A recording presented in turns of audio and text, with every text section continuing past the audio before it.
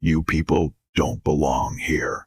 Those were the first words Evelyn Carter ever heard from the woman next door.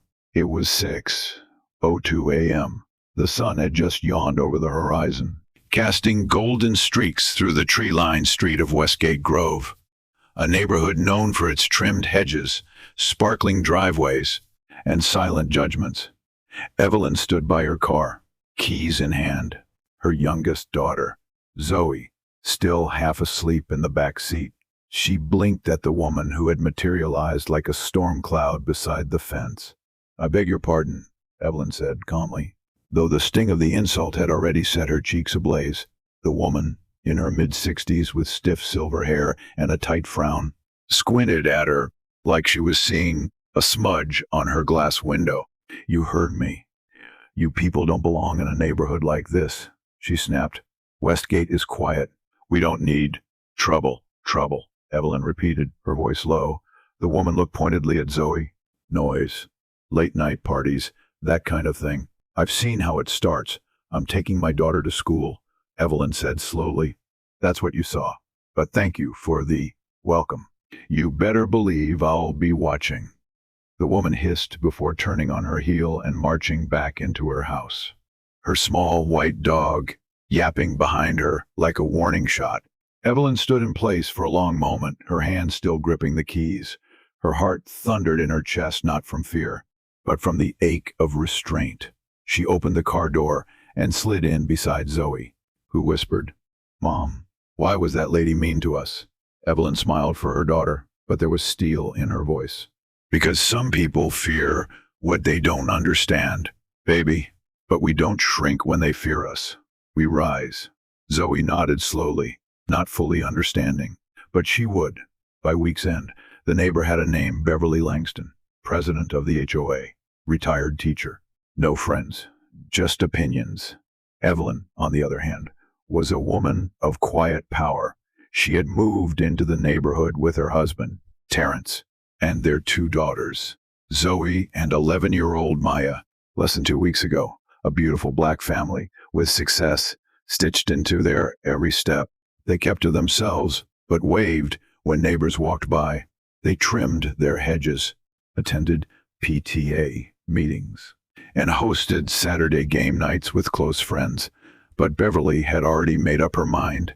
On a Tuesday morning, Terrence stepped onto the lawn in a suit, briefcase in hand, and was immediately met with Beverly's voice from behind the fence.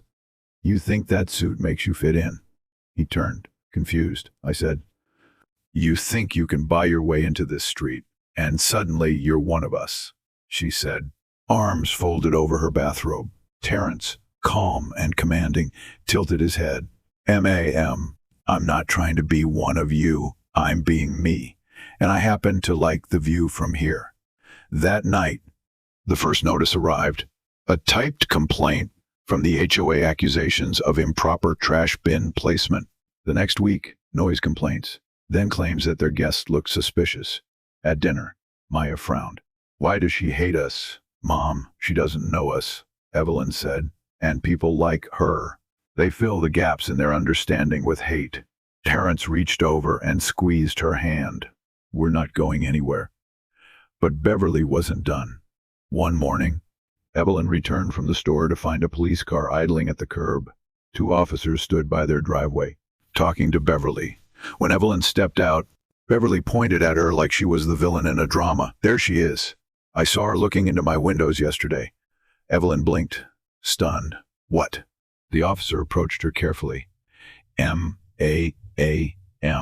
your neighbor reported suspicious behavior." "I live here," Evelyn said, her voice cutting through the morning air. "My name is Evelyn Carter. I am a licensed attorney, a mother. And most importantly, I don't have time for this nonsense." Do you have ID?" the officer asked. Terrence came out then, tall and strong, his presence like thunderclouds forming. "Is there a reason my wife is being questioned on her own property?" The officers exchanged a look. Beverly's smug smile dimmed just slightly. After verifying their identities and finding no cause, the officers left. But Beverly stood there, watching them like a hawk from her porch. Evelyn turned to her then and said, "You are skating very close to a lawsuit." Miss Langston. I'm just protecting my neighborhood, Beverly said. No, you're projecting your racism and calling it concern. And with that, Evelyn walked inside. But Beverly had plans. The next HOA meeting was her battleground. She rallied the other residents with her well-practiced fear-mongering. They have friends coming in and out, she warned the room. We don't know what they do. I've seen groups of them, young men, loud cars. It's dangerous. One man, Mr. Daniels, dots shifted in his seat. They invited us for barbecue last weekend. I didn't see any trouble. They're putting on a show. Beverly insisted. I say we vote to evict them. File a formal complaint. You can't evict someone from their own home just because you don't like them. Another woman, Mrs. Palmer, said cautiously. We'll see, Beverly muttered. When Evelyn and Terrence received a formal letter from the HOA board threatening legal action due to excessive disturbances and community disruption, Evelyn sat at the kitchen table for a long time, staring at the paper. Terrence placed a hand on her shoulder. You ready to show them who we are? She smiled coldly. Let's give her a reason to really regret it. The next HOA meeting was standing room only. The Carters arrived early. Evelyn wore a sharp navy suit. Terrence stood tall beside her, and their girls sat quietly near the back. Beverly walked in with a confident strut. I trust you all read the agenda. Evelyn stood, cleared her throat, and said, Before we proceed, I'd like to make a statement. Beverly scoffed. This isn't. It is exactly the time. Evelyn cut her off. She stepped to the front of the room. My name is Evelyn Carter. I am a civil rights attorney with 20 years of courtroom experience. My husband is Dr. Terrence Carter, a trauma surgeon who has saved countless lives in this city. We moved to Westgate Grove for its reputation of peace and community. Instead, we've faced targeted harassment by a woman who represents neither. Murmurs spread across the room. Beverly's eyes darted. You accused us. You lied to police. You filed false reports. And now you've weaponized this HOA to try and force us out. You're being dramatic. Beverly spat. Am I? Evelyn held up a thick file. I've documented every false claim, recorded interactions, and I am fully prepared to sue this HOA and you personally for discrimination, defamation, and emotional distress. And I will win. Silence. Mrs. Palmer raised her hand. I move that we strike all current complaints against the Carters from the record. I second, said Mr. Daniels. Beverly turned red. You can't do this. I built this neighborhood. No, Evelyn said quietly. You poisoned it. The vote was unanimous. The complaints were thrown out. Beverly stormed out of the room. Outside, under the amber glow of the streetlights, she stood alone. Evelyn walked up to her slowly. You should know something, Evelyn said. You're old school, Lincoln High. What about it? Beverly sneered. My husband and I fund their new scholarship program. My daughter's name is on the science wing. And next month, I'm speaking at their graduation. Beverly said nothing. Evelyn looked her dead in the eye. You tried to evict us, but we've been building this city while you were too busy trying to keep it in the past. She turned and walked back to her family. From then on, Beverly kept her distance. The Carter family thrived. Maya started a coding club at school. Zoe made the honor roll. Terrence launched a free clinic downtown.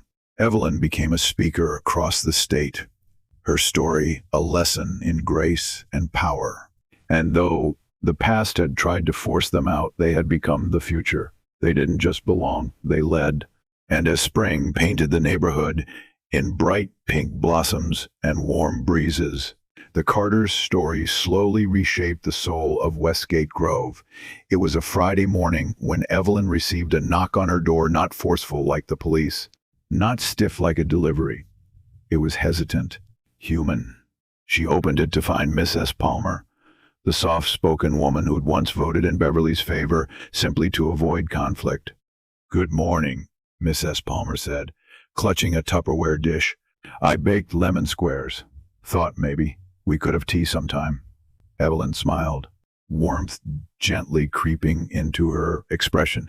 I'd like that. I just wanted to say, I'm sorry I didn't stand up earlier. Mrs. Palmer admitted, You and your family, you've handled all of this with more grace than I think I ever could. Evelyn accepted the dish. It's never too late to do the right thing. After Mrs. Palmer left, Evelyn sat on the porch, watching Maya ride her bike down the sidewalk. The sound of laughter, hers, pure and unburdened, lifted the silence of what had once been a tense, watchful street. But not all had changed. Later that week, Beverly sat alone at the HOA office, now demoted to board member status. She glanced through old files, gripping onto the illusion of control. Her phone buzzed. A message from the HOA group chat. Reminder, Carter family hosting community BBQ. Everyone invited. Beverly stared at the message for a long time. She didn't delete it. Saturday arrived, bright and brimming with energy. The Carter backyard transformed into a celebration of resilience. Smoke from the grill curled into the sky, music played softly, and children, black, white, Asian, Hispanic, ran laughing across the grass. Terrence, in a casual polo and jeans, flipped burgers beside a tall sign that read, "Unity starts on your street." Maya showed off a robot she'd built to the local librarian. Zoe passed out lemonade. And Evelyn, she moved among the guests like light itself, greeting each person with sincerity, never forgetting a name, never letting bitterness replace joy. And then came the pause, a hush, like the world itself inhaled. Beverly stood at the edge of the yard, dressed modestly, arms crossed, face unreadable. Every head turned. Evelyn approached her slowly, the quiet around them thick with tension.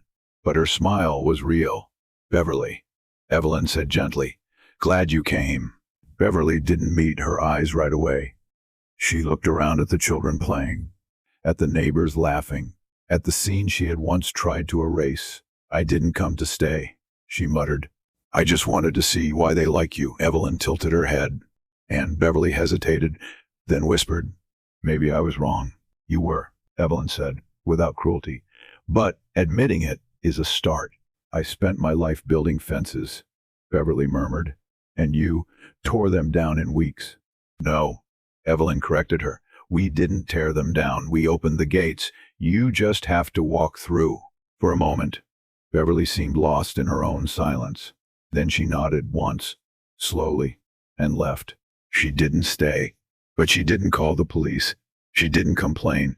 And 2 weeks later, she waved just once as she passed by on her daily walk. It was a beginning. Months passed.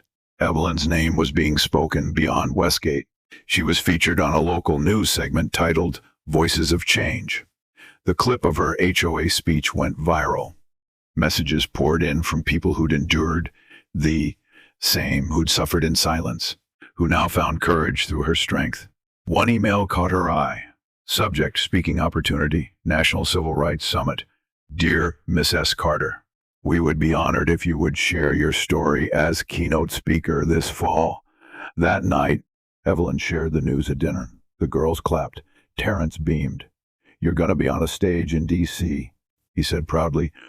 "From HOA meetings to the Capitol." Evelyn laughed. "Who would have thought?"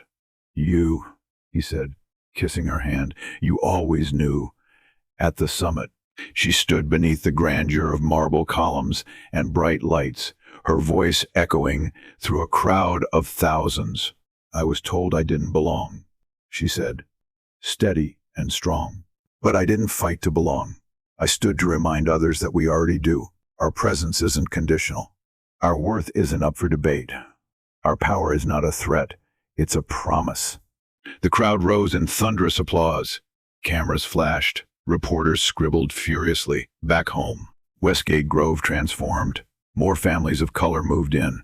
Cultural events began popping up: art shows, food fairs, school fundraisers. Evelyn was elected to the city's Diversity Council. Terrence opened a second clinic. Maya's coding club received funding. Zoe started reading to kids at the library on weekends. One evening, while walking with Terrence, Evelyn passed Beverly sitting quietly on her porch. To their surprise, she waved, not out of obligation, not with bitterness, but with a nod of quiet recognition. Evelyn raised a hand in return. "Think she's really changed?" Terrence asked. Evelyn smiled softly. Maybe. Or maybe she's finally seeing what was always here. He wrapped an arm around her. You didn't just change her. You changed everything. She leaned against him, watching Zoe chase fireflies and Maya sketch something under the porch light. No, she whispered. We did. Because sometimes the loudest message isn't shouted, it's lived. And in a world trying so hard to divide, the Carter family had shown what unity looked like. Not by fitting in, but by standing out and standing firm. Together, fall rolled in like a whispered promise. Trees turned gold and crimson, and the winds of change continued to sweep through Westgate Grove. The neighborhood that once side-eyed the Carter family now greeted them with warmth. Small gestures told the story best. Mr. Daniels asking Terrence for grilling tips. Teenagers waving at Maya with admiration. Little Zoe getting high fives from kids riding past on scooters. Then, one evening, Evelyn received a letter in a cream-colored envelope, sealed with a gold insignia. She read it once, then twice, her breath catching in her throat. What is it? Terrence asked. Entering the room, drying his hands on a towel, Evelyn looked up, her eyes wide. It's an invitation to the governor's mansion. His eyebrows shot up. The governor. They want to honor us at a private ceremony, she said slowly, still stunned, for our contributions to civil progress. And they're calling it the Carter Resolution. Terrence let out a low whistle. They're naming it after us. They're pushing a policy statewide that will penalize HOAs for discriminatory practices. It's going to protect thousands of families like us. For a long moment, neither spoke. Then Terrence crossed the room and pulled her into a tight embrace. You changed the law, he whispered into her hair. Baby, you didn't just survive her. You made it matter. Tears welled in Evelyn's eyes, but she smiled. I'm just glad our girls get to see this. The ceremony took place in a grand hall, adorned with chandeliers and a sea of formal wear. The governor stepped up to the podium and said, This law is not just a signature, it's a stand. It exists because one woman refused to be silent, because one family showed us what it means to belong. Evelyn and Terrence Carter, will you join me? The applause thundered as they stepped up together, hand in hand, the weight of a journey not forgotten but redefined. Later that night, as they returned home, Maya was quiet in the back seat, her sketch pad resting in her lap. You okay, sweetheart? Evelyn asked. Maya nodded. I was just thinking, I want to start a nonprofit for kids who feel like they don't belong. Give them mentors, tools, a voice. Evelyn turned, heart full. You'll do it, and we'll help every step of the way. I already have a name, Maya added. The Welcome Project, by Winter. Maya's dream was a reality.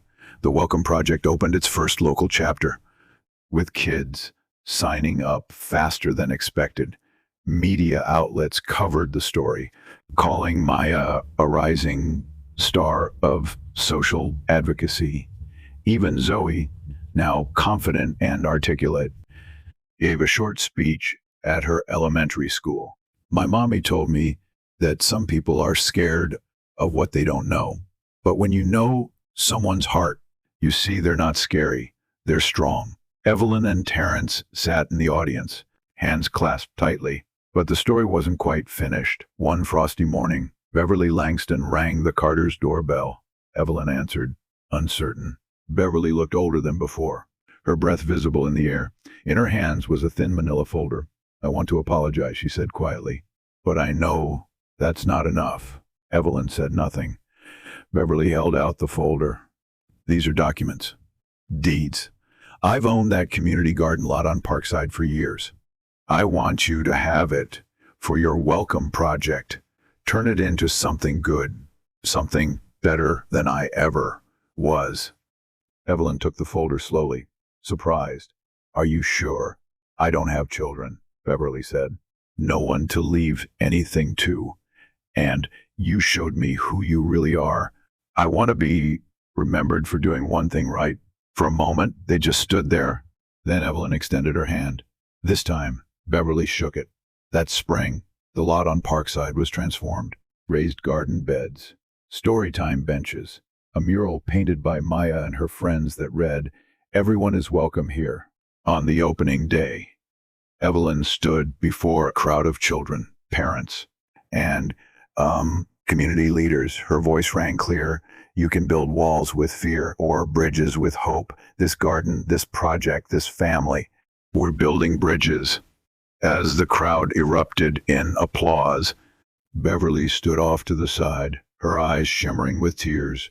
She wasn't the center anymore, and for the first time in her life, that felt like peace. At sunset, Evelyn sat on the bench beneath the mural, Zoe asleep in her lap. Terrence joined her, arm draped over the back of the bench.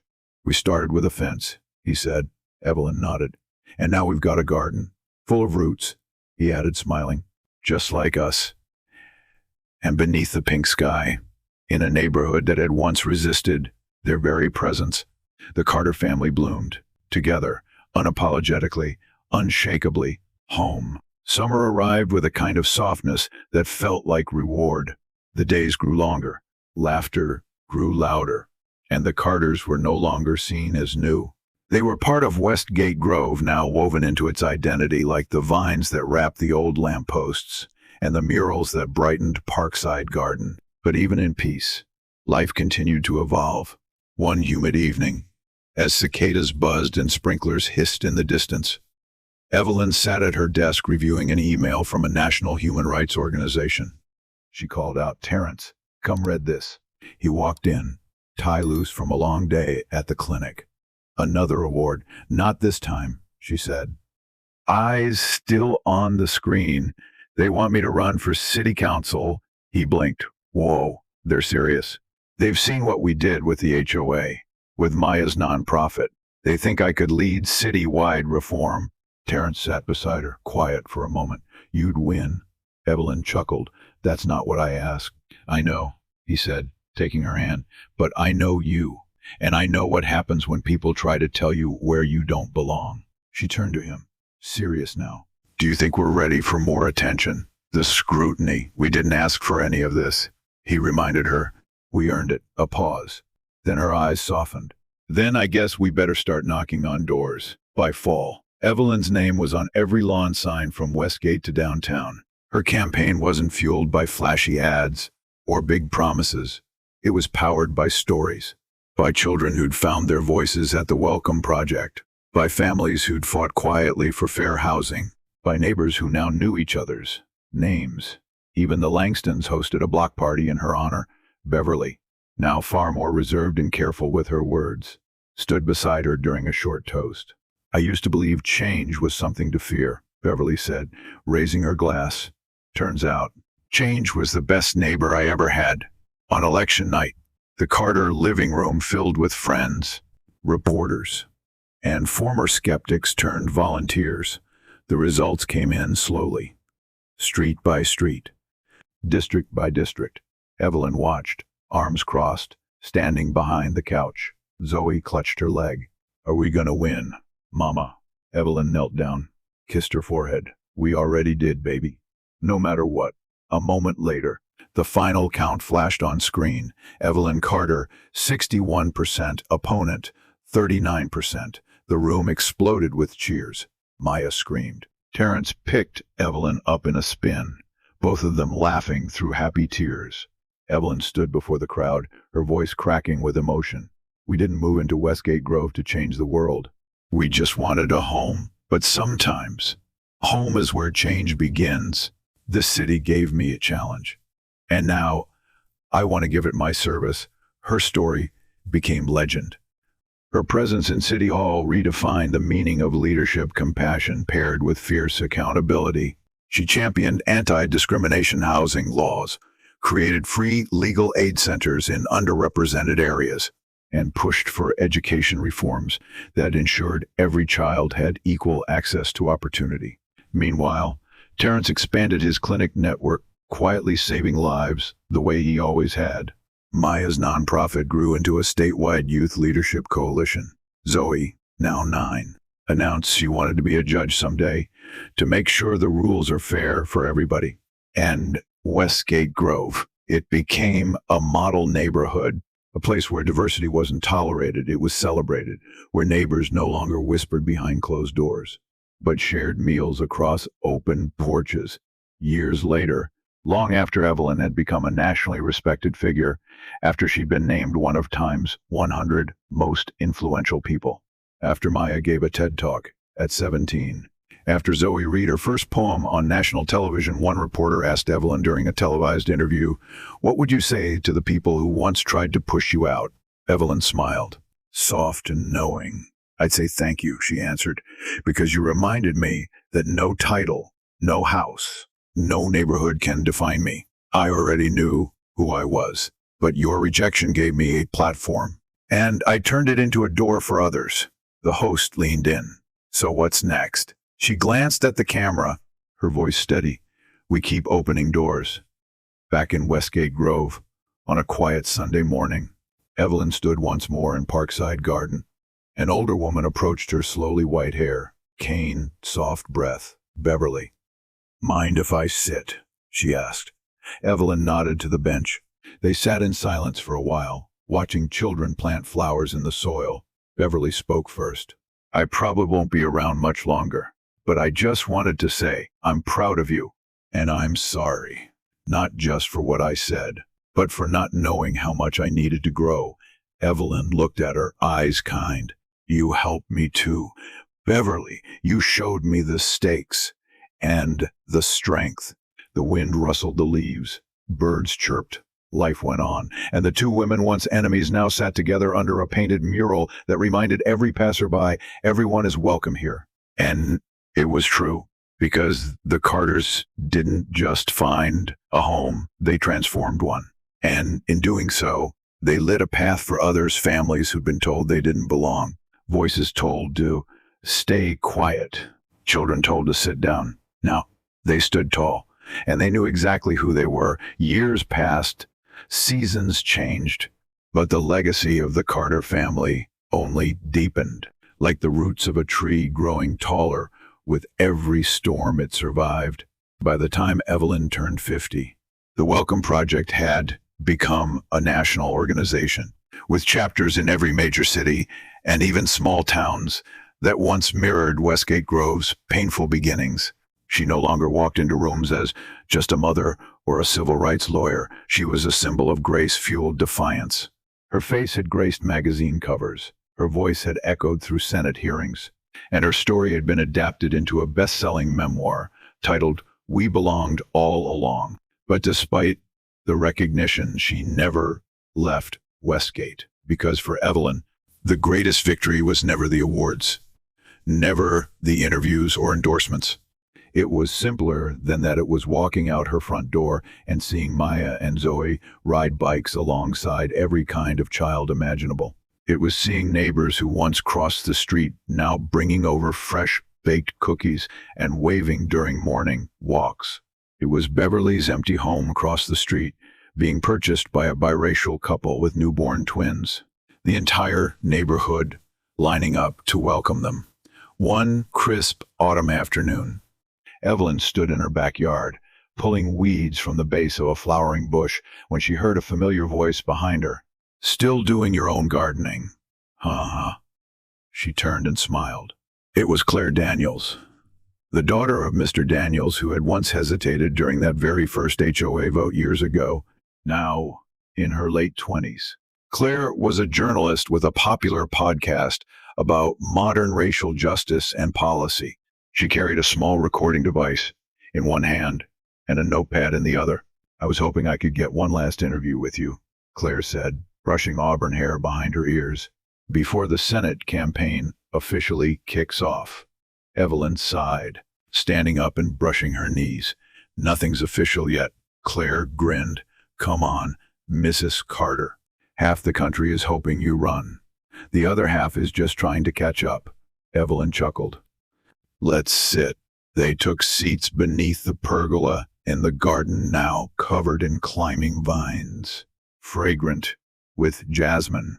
It was the same place she'd once whispered to Terrence about the hurt of being told she didn't belong. Now it was her sanctuary. "Let's start with the hardest question," Claire said, hitting record. If you could go back in time and say one thing to Beverly Langston the moment she first told you, you people don't belong, what would you say? Evelyn leaned back, thoughtful. Then she looked straight into the horizon. I'd say, you don't get to decide that. I already know who I am. And so will you.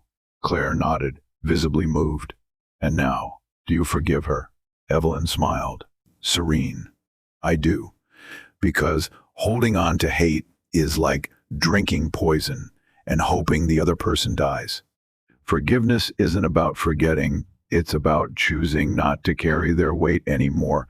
The interview continued, touching on Evelyn's policy work, her hopes for the future, and her plans to build a national coalition of families who had been displaced or discriminated against. But toward the end, Claire asked something personal. What drives you now? Evelyn looked around. At the home she had once feared she might lose. At the trees that had grown tall like her daughters. At the faint echoes of children playing beyond the fence. Legacy, she said finally. Not the kind in books. But the kind you live through other people. I want Maya and Zoe to live in a world where their power is never questioned, where their kindness is never mistaken for weakness, and where their presence isn't tolerated. It's cherished. Claire's voice was quiet. And what about Beverly's legacy? Evelyn's eyes shimmered with something softer. She changed. Not perfectly, not instantly, but she did. And that's her legacy too. Proof that people can learn. That hate doesn't have to be the end of the story. That interview went viral. Millions listened. And Evelyn's name surged in national polls as a possible Senate candidate, then presidential hopeful. But long before votes and rallies, long before speeches and slogans, Evelyn returned to Parkside Garden one morning in early spring. She brought a spade and a small tree, an oak. As she knelt in the soil, she whispered, "This is for those who were never told they belonged, for those who were pushed out, for those still finding the strength to stay." Behind her, footsteps approached. Maya and Zoe. "Need help, Mom?" Maya asked. Evelyn looked up and handed her the spade. Always. And together, under the rising sun, they planted the oak. In the center of the garden stood a new plaque, one designed by Zoe, approved by the city, and unveiled by Evelyn herself. It read, "Here stood a family who would not be moved. And because of them, no one else will be." Years later, people from around the country would travel to Westgate Grove. They'd visit the mural, the Welcome Project, and the Carter home. But most of all, they'd come to see the tree, the oak, strong, unbent, and rooted in the soil of resistance, just like the Carters, just like the truth. And under its shade, they'd remember that once upon a time, a racist neighbor tried to evict a black family, but ended up making them legends. Time has a way of softening edges, but legends, real ones, only grow sharper with every telling. 20 years had passed since the day Beverly Langston stood on her porch and tried to chase the Carters out of Westgate Grove. And yet, even as the world moved on, the story remained engraved not just in plaques or policy, but in people. The Carter home had become more than a home. It was a symbol. Tour buses now occasionally rolled through the once quiet street, filled with students on civil rights tours or journalists working on retrospectives. Maya, now a software engineer and co-founder of a nonprofit for young women in STEM, had long since moved into a penthouse apartment in Atlanta, but she visited home regularly, always stopping first to see the oak tree she helped plant. Zoe, now a poised, brilliant attorney working with the Department of Justice, had grown into everything Evelyn once dreamed of and more. She didn't just remember what her mother said that day by the car when Beverly insulted them. She became the answer to it. Unshakable, fierce, compassionate. Evelyn, now Senator Carter, had won not just the state but the heart of the nation. She had authored landmark housing reform, restructured federal HOA policy, and created national funding for inclusion-based education in neighborhoods that had once feared difference. She didn't live in Westgate Grove full-time anymore, but she kept the house, always, not as a trophy, but as a grounding place, as a sacred landmark. One crisp autumn afternoon, Evelyn returned to the neighborhood unannounced. She wore no suit, no entourage, just jeans, sneakers, and a soft scarf wrapped around her neck. She carried a single sunflower in her hand. She walked a parkside garden, where the oak tree now stretched higher than any other in the area. Beneath it were children playing tag, reading books, chasing each other through the flower beds. One little girl with tight curls and a big smile ran past Evelyn, laughing. For a moment, Evelyn was back in time watching Zoe run just like that. She smiled, placing the sunflower at the base of the tree, then sat quietly on the bench under the mural that still read, "Everyone is welcome here." After a while, she heard a soft voice. "I was hoping I'd find you here."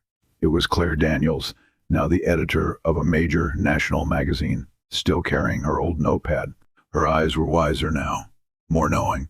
"I'm doing a final piece," she said, sitting beside Evelyn. "It's about the house, the tree, what it all means now, after everything." Evelyn chuckled. "Still chasing the story?" "No," Claire said gently. "Just making sure we tell it right." Evelyn looked out over the garden. "There's still more to do. There always is." Claire nodded. "But what would you say to someone who's just starting, someone who feels the way you did when Beverly first confronted you?" Evelyn thought for a moment, then said, "I'd tell them not to fight to be accepted. I'd tell them to stand, not just for themselves, but for everyone who comes after. That's how we win, not by fitting into the world as it is, but by shaping it into what it should be." A breeze passed through the garden. The leaves of the oak whispered like they carried her words.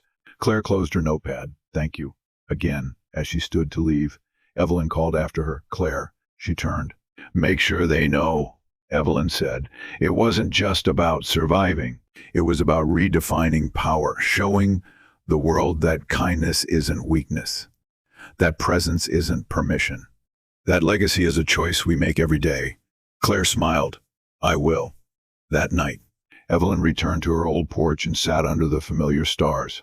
Terrence, now retired and growing tomatoes in their backyard garden, joined her. "They still ask you for speeches," he teased, bringing her a cup of tea. "Sometimes," she said, smiling. "But you know what I miss?" "What?" "This porch, this view, the silence after the storm." Terrence sipped his tea, then looked over at her with that same steady love he'd carried since the beginning. "You didn't just weather the storm, Evelyn. You taught them how to dance in the rain." She chuckled, resting her head on his shoulder as night deepened and the glow from the street lamps lit their faces. A car rolled slowly down the road. A family stepped out, a black father, an Asian mother, and two small boys with wild curls and loud laughter. They were moving in across the street. Evelyn watched them for a moment, then stood up and walked over. "Welcome to Westgate Grove," she said with a smile. "Need any help unpacking?" The father grinned. "Thank you. This neighborhood's history, it's part of why we chose this place." The mother added, "We read about you, the oak, the garden. We're honored." Evelyn simply nodded. "You belong here," she said, shaking their hands. "You always have." And as the new family stepped into their home, Evelyn looked up at the tree. The wind rustled its branches. The oak stood tall, unbent, rooted in truth, and still growing.